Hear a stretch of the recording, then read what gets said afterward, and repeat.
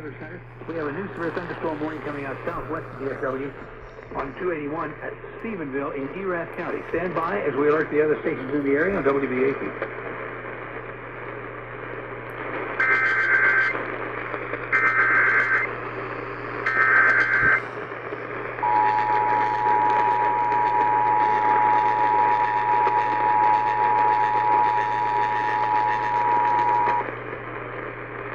We interrupt programming at the request of the National Weather Service to activate the North Texas Emergency Alert System.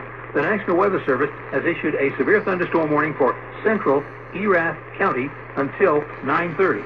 A severe thunderstorm is located near Huckabee, or also near Stephenville, moving southeast at 20 miles per hour. That storm could be headed on down toward Hyco eventually. Once again, a severe thunderstorm warning for Stephenville and central Eas County until 9:30. Strong thunderstorm near Stephenville, moving southeast at 20 miles per hour. All North Texas stations affected by this alert are requested to relay the previous message.